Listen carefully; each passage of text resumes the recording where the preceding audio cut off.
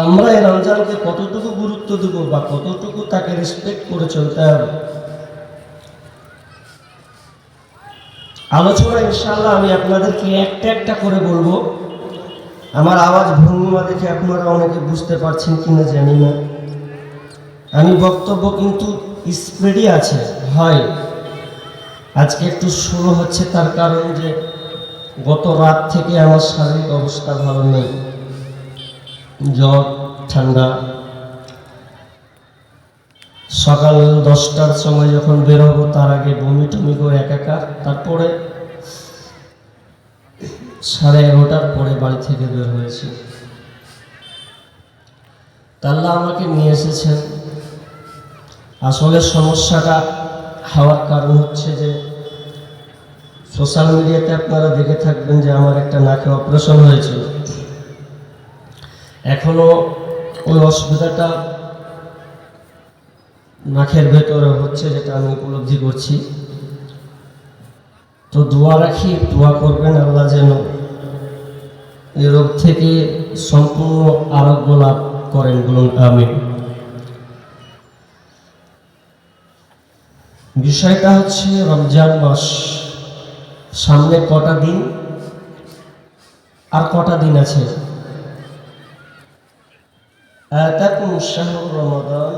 রমজান মাস হচ্ছে সমাগত, সামনে সমাগত একটি মাস। রমজান কত গুরুত্বপূর্ণ, রমজান মাসকে আল্লাহ নিজে পর্যন্ত গুরুত্ব দিয়েছেন। আমরা এই রমজান মাসের যে রোজা করবো, এতে আমাদের কি লাভ আছে? ইসলামের বুনিয়াদ হলো 5খানা, তাই তো? জানা আছে আপনাদের? ইসলামের স্তম্ভ বা খুঁটি কটা বললাম ভাই? 5খানা ইসলামের খুঁটি রয়েছে। বুনিয়াল ইসলামু আলা খামসিন শাহাদাতি আল্লাহ ইলাহা ইল্লাল্লাহ ওয়া আন্না মুহাম্মাদার রাসূলুল্লাহ ওয়া ইকামিস সালাহ ওয়া ইতাইজ যাকাত ওয়াল হজ্জি ওয়া সাওমি রমাদান ওয়া ফি রাওয়ায়াতিন কোন হাদিসে আছে রমাদান ওয়া হাজ্জাল বাইত, দুটো হাদিস আছে। তো ইসলামের বুনিয়াদ হলো 5খানা। তার মধ্যে আমি একটা স্তম্ভ ধরেছি, যেটা নাম হচ্ছে সিয়াম বা রোজা। সিয়াম বা রোজা। তো রোজাটা আমরা যে বলি, তো এই রোজা বলাটা শব্দটা হচ্ছে ফার্সি শব্দ। এটা হচ্ছে ফার্সি শব্দ। রোজা যদি এর অর্থ বের করতে চান, তাহলে এর অর্থ আসবে উপবাস থাকা। কিন্তু আরবিতে বলা হয় সম, আর বহু বচন হলো সিয়াম। এর অর্থ হচ্ছে বিরত থাকা, অচল অবিচল থাকা, অটল থাকা ইত্যাদি। সিয়াম কাকে বলে? ইসলামী শরীয়তি ভাষায়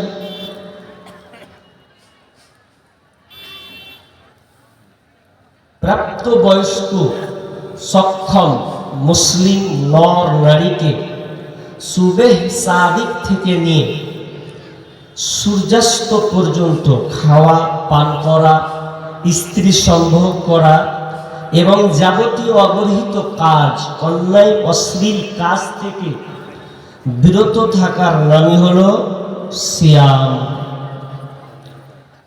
সিয়ামের সঙ্গে আমরা বুঝলাম। সিয়ামটা আল্লাহ দিলেন কেন? মাইকে একটু ঝেঁ ঝেঁ শব্দ আছে না? আচ্ছা, ঝেঁঝাটা একটু কমাও। আল্লাহ সিয়ামটা আমাদের জন্য কেন দিলেন, কি লাভ, এটা বলবো। তারপরে পরপর একটা একটা করে বলবো ইনশাআল্লাহ। আল্লাহ এই রোজা আমাদের দিলেন কেন? হাজি কালেমা পড়লাম, তো কালেমা পড়লে বোঝা গেল যে লোকটা মুসলিম, মুসলিম হলো। একটা লোক কালেমা পড়ার পরে উজু করলো, উজু করে নামাজে দাঁড়ালো, আল্লাহু আকবার, তাকবীরে তাহরিমা বাঁধলো, দুআয়ে সানা পড়লো, সূরা বললো, একটা সূরা যোগ করলো, নামাজে রুকু সেজদা আছে, তাসাহুদ আছে, বুঝা যাচ্ছে যে লোকটা নামাজ পড়ছে এবং আল্লাহর কাছে সারেন্ডার হয়ে গেছে। আমি দান করলাম, পকেট থেকে মাদ্রাসায় কিছু দিলাম, তো বুঝলাম যে আমি আল্লাহর রাস্তায় দান করলাম। আমার টাকা আছে, আমি হজ করতে চলে গেলাম 2-3 লাখ টাকা খরচ করে দিয়ে, তো এটা বোঝা যাচ্ছে বা একটা স্বাদ পাচ্ছি। কিন্তু রোজা নামের পেটেন্টটা এমন কেন যে না খেয়ে থাকলাম, তাহলে একটা ইবাদত হয়ে গেল, এটা আবার কেমন ইবাদত? তো আল্লাহ বলছেন এটার মধ্য দিয়েই তোমার সাকসেস আছে। বিসমিল্লাহির রহমানির রহিম। ইয়া আইয়ুহাল্লাযীনা আমানু কুতিবা আলাইকুমুস সিয়াম কামা কুতিবা আলাল্লাযীনা মিন ক্বাবলিকুম লাআল্লাকুম তাত্তাকুন।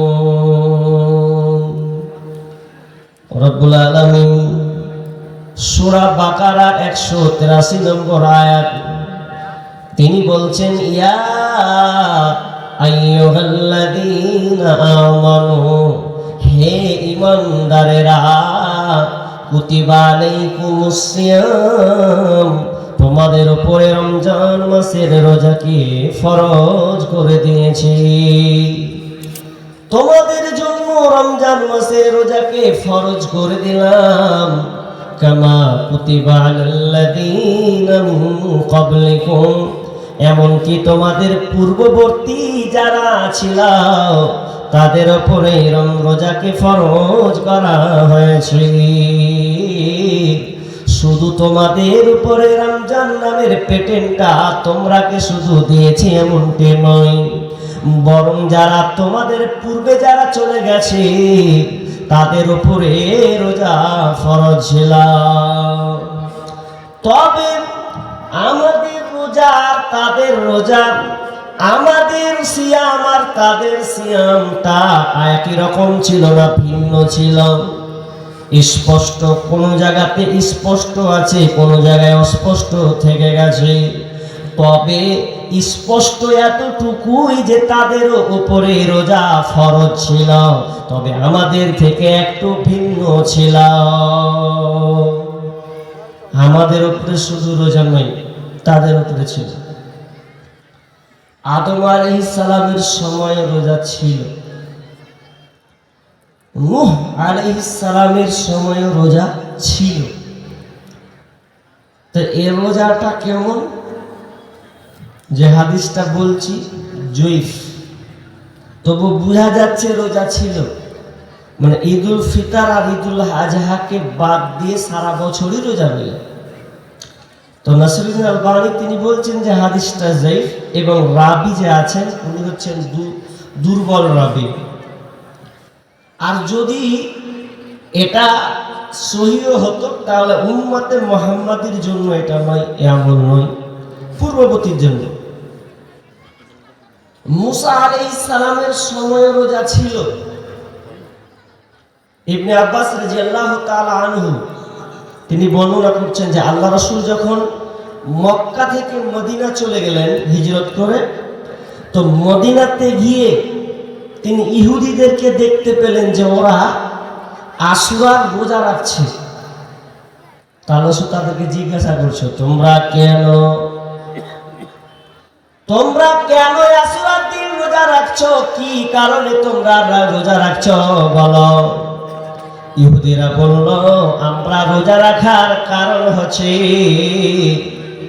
বনী ইসরাইলের কওমকে মুসা আলাইহিস সালামের দলবদ্ধকে ফেরাউনের কবল থেকে, ফেরাউনের হাত নির্যাতন থেকে মুক্তি দিয়েছিলেন এবং ফেরাউনকে পুরো ধ্বংস করে দিয়েছিলেন। আর এই জন্য মুসা আলাইহিস সালাম আল্লাহর শুকরিয়ার জন্য তিনি এই রোজাটাকে রেখেছিলেন। ওই জন্য আমরা ইহুদি যারা, তারাও আমরা এই আশুরার দিনে রোজা রাখি। তার মানে বোঝা গেল যে মুসা আলাইহিস সালামের সময় রোজা রাখা হতো। শুধু তাই নয়, দাউদ আলাইহিস সালামের সময় রোজা রাখা হতো। বিশ্বনবী বলছেন আল্লাহর কাছে সবচাইতে প্রিয় রোজা হলো দাউদ আলাইহিস সালামের রোজা। কারণ এই জন্য আল্লাহর কাছে পছন্দনীয়, কারণ একদিন রোজা রাখা আর একদিন রোজা ছেড়ে দেওয়া, একদিন রাখা একদিন ছেড়ে দেওয়া, এই জন্য আল্লাহর কাছে সবচাইতে প্রিয় রোজা, পছন্দনীয় রোজা হলো দাউদ আলাইহিস সালামের রোজা। ঈসা আলাইহিস সালামের সময় তার কমের উপর রোজা ছিল, বোঝা যাচ্ছে আয়াত থেকে। কি আয়াত?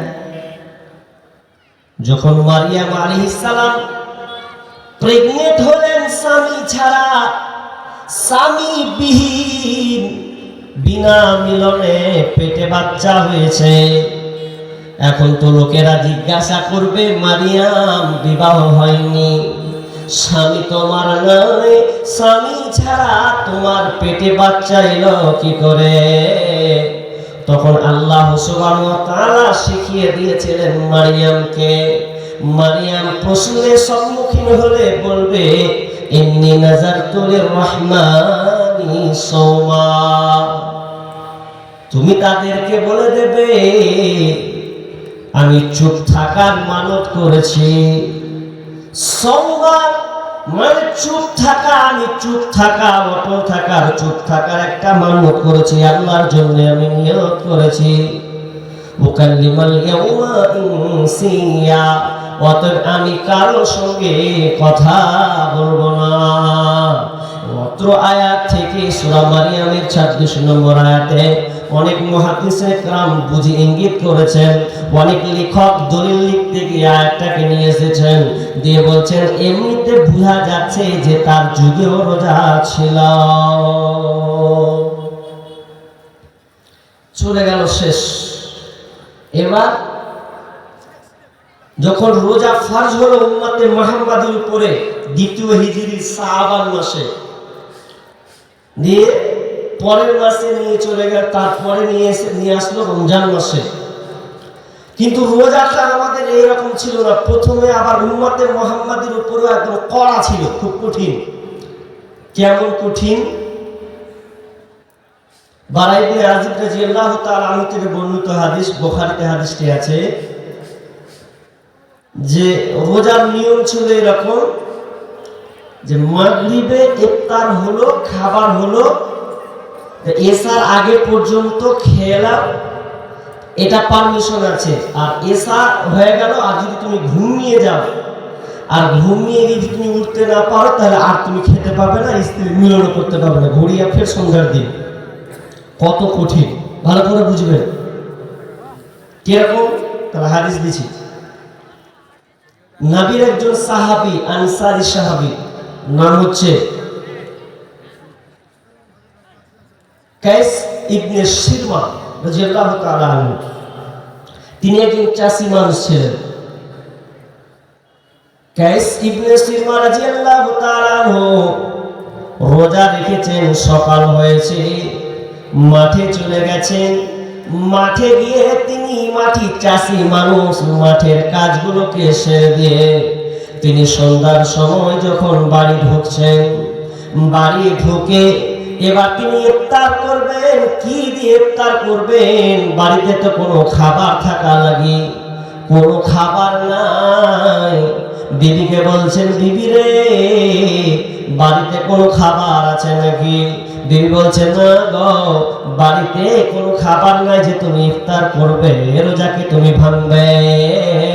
তো এক কাজ করো, তুমি এখানে আরাম করো, একটু বসো, আমি বাড়ির পাশে গিয়ে আমি একটু খোঁজ নিয়ে দেখি কারো কাছে কোনো খাবার পাওয়া যায় কিনা। তার বিবি বাড়ি থেকে বেরিয়ে গেছেন, খাবার খুঁজতে হয়তো লেট হয়েছে, একটু সময় হয়েছে। এমন সময় কায়েস ইবনে শিরমা তিনি যেন ঘুমিয়ে পড়ে গেছেন, ক্লান্ত সুরে ঘুমিয়ে গেছেন। যখন তিনি সম্পূর্ণ ঘুমিয়ে গেছেন তার আর তখন তার হুঁশের মধ্যে নাই। এবার বিবি যখন বাড়ি চলে এসেছেন, বাড়ি এসে দেখছে আরে আল্লাহ, মাথা খারাপ, কি নসিব খারাপ, হায় হায় হায় দুর্ভাগা, আমার স্বামী ঘুমিয়ে পড়েছে। ওগো তুমি এমন কাজ করে দিলে, ঘুমিয়ে গেলে, তাহলে তুমি আর খেতেও পাবে না, আর তোমার জন্য খাওয়া হারাম। এবং স্বামী স্ত্রী মিলন করা তো বাদই থাক, খাওয়া পর্যন্ত হারাম হয়ে গেল। কখন পর্যন্ত? আবার তারপর দিন যতক্ষণ পর্যন্ত মাগরিব না হবে ততক্ষণ পর্যন্ত তুমি খেতে পাবে না। ঘুমিয়ে গেছে, ক্লান্তি শরীর, তাহলে তো আর খাওয়া বন্ধ, খাওয়া যাবে না।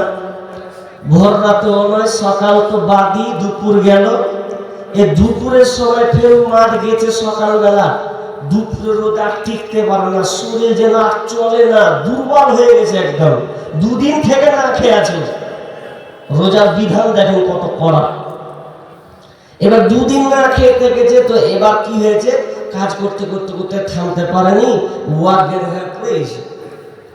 যেমনই বেহুশ হয়ে গেছেন, বাকি সাহাবীরা দৌড়ে আসলেন, দৌড়ে এসে তাকে ধরে ফেললেন। দেরে দেরে পানি ঢাল, পানি ঢাল, মুখে পানি দিলে তো বাঁচবে না, মরে যাবে। সবাই তারা পানিটাকে ঢাললো, রোজাটাকে ভেঙে দিল। ভেঙে দিয়ে এবার ওই ঘটনাটা নবীর কাছে নিয়ে চলে গেলেন, নবীর কাছে পৌঁছালেন। আবার ওই দিনে আরেকটা ঘটনা ঘটে গেছে। উমর রাদিয়াল্লাহু তাআলা রাতের বেলায় স্বামী স্ত্রী মিলন হয়ে গেছে, এটা তো হারাম ছিল রাতের বেলা। এটা খবর চলে গেল কার কাছে? তো নবীর কাছে। তখন আল্লাহ সুবহানাহু ওয়া তাআলা আয়াত নাযিল করে দিলেন, উহিল্লা লাকুম লাইলাতাস সিয়ামির রাফাসু ইলা নিসাইকুম হুন্না লিবাসুল লাকুম ওয়া আনতুম লিবাসুল লাহুন্না। আল্লাহ সুবহানাহু ওয়া তাআলা তখন বলে দিলেন, তোমাদের জন্য রাতের জন্য তোমাদের স্ত্রী সম্ভব, স্বামী স্ত্রী মিলন, এটা তোমাদের জন্য হালাল করে দিলাম। তোমরা রাতে স্বামী স্ত্রী মিলন করো, কোনো অসুবিধা নাই, কোনো তোমাদের গুনার কাজ এটা হবে না।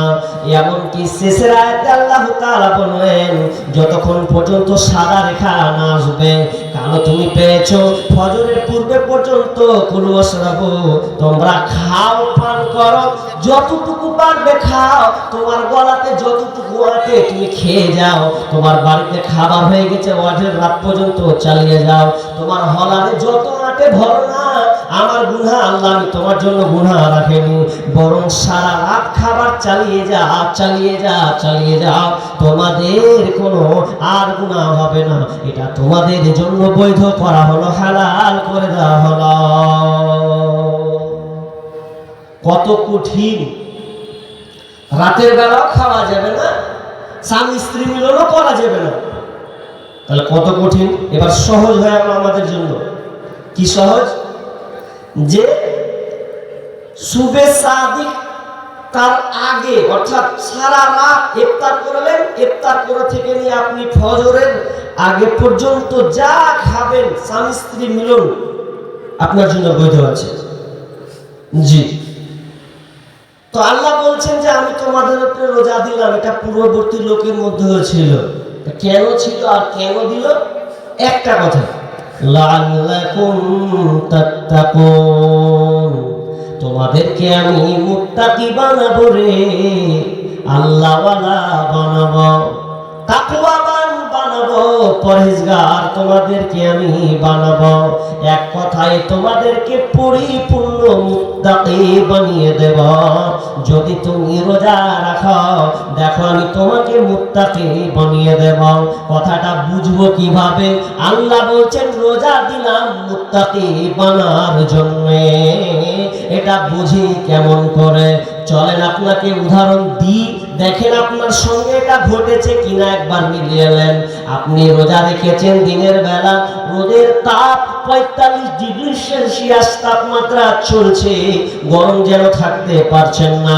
আপনি একটা চাষি মানুষ, মাঠে চাষ করে খান।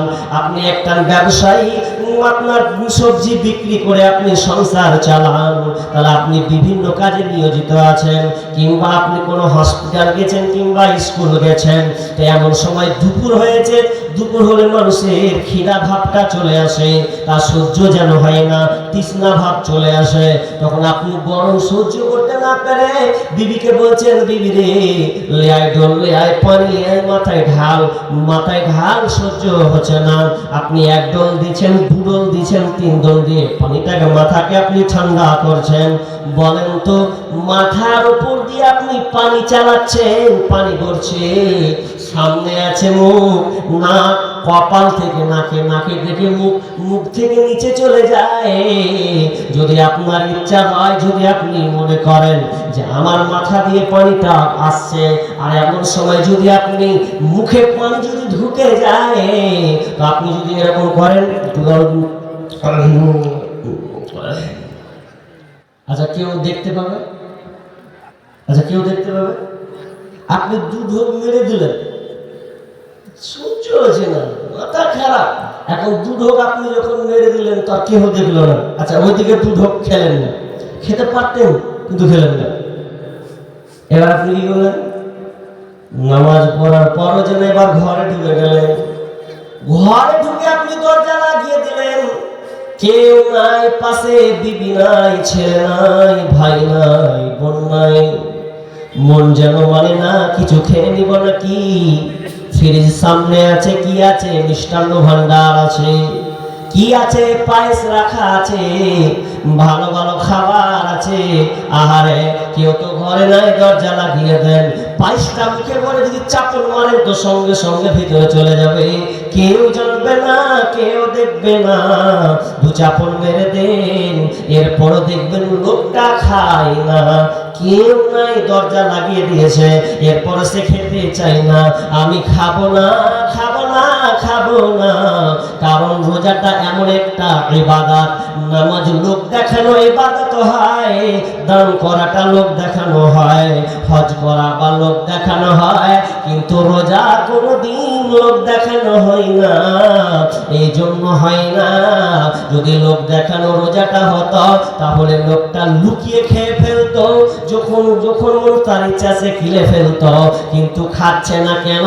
পৃথিবীর কেউ না দেখলেও স্বয়ং আল্লাহ আমাকে দেখছেন, অতএব আমি কিছু খাবো না, খাবো না, খাবো না। তো আল্লাহ বলছেন, লাআল্লাকুম তাত্তাকুন, বান্দারে আমি তোকে মুত্তাকি বানাবো, এই জন্য রমজানের রোজাটা তোকে দিয়েছি। মুত্তাকি হয়ে যাবে। কিন্তু কিন্তু কিন্তু বলে হাদিসটা দিচ্ছে যে এমন কিছু আছে মানুষ, যে যদি আপনি কষ্ট করে রোজা রেখে নেন, তো রোজা রাখার পরেও আপনার রোজা আল্লাহ কবুল করবে না। ভালো করে বুঝবেন, তার কড়া হাদিস আছে এখানে, যে আপনি 14 ঘন্টা না খেয়ে থাকলেন, কিছু খেলেন না, এরপরেও আপনার রোজা আল্লাহর কাছে কবুল হবে না। কেমন কথা? 14 ঘন্টা ধরে রোজা রাখবো আর রোজা আমার কবুল হবে না মানে? মৌলবি কেমন কথা বলছেন আপনি? বলছেন হ্যাঁ হবে না। দলিল কি? চলেন তাহলে আবার হাদিস দিতে আপনি বুঝে নেবেন। আল্লাহ রাসূল কি বললেন? মাল্লাম ইয়াদা কওলা যুর ওয়াল আমালা বিহি, মাল্লাম ইয়াদা কওলা যুর ওয়াল আমালা বিহি, যে ব্যক্তি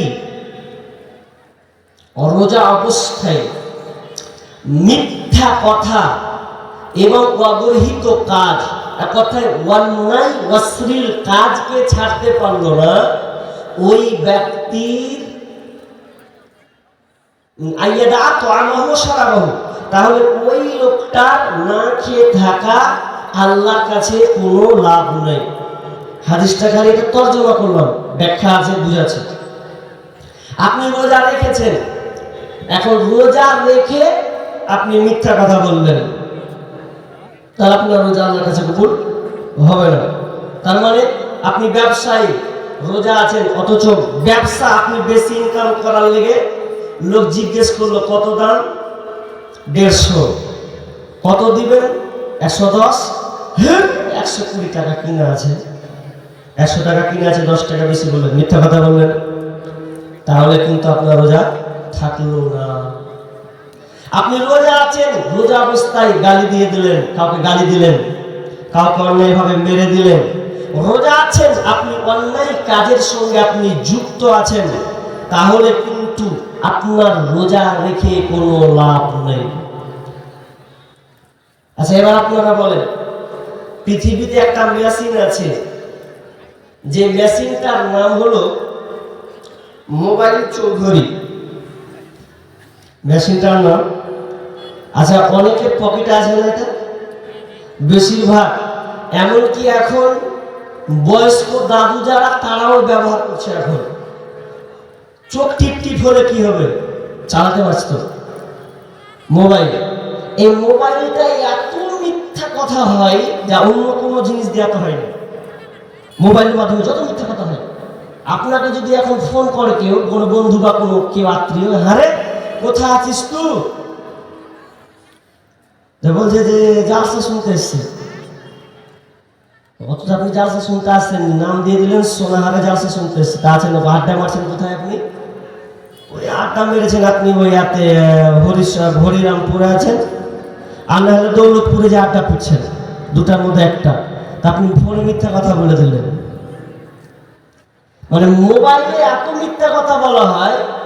একটা ছেলে একটা মেয়েকে 3 বছর থেকে ওর সাথে সম্পর্ক, ভালোবাসা, তো ভালোবাসায় এত ভালোবাসা, তো ছেলেটা অলরেডি ওকে ভালোবেসেই নিয়েছে। তোমার একটা সন্দেহ হয়েছে, যে ওকে জিজ্ঞাসা করছে, জানো আমার সবই তো ভালো, কিন্তু আমার একটা সন্দেহ জেগেছে। কি সন্দেহ? আচ্ছা, তোমার বিয়ে হয়েছে না হয়নি?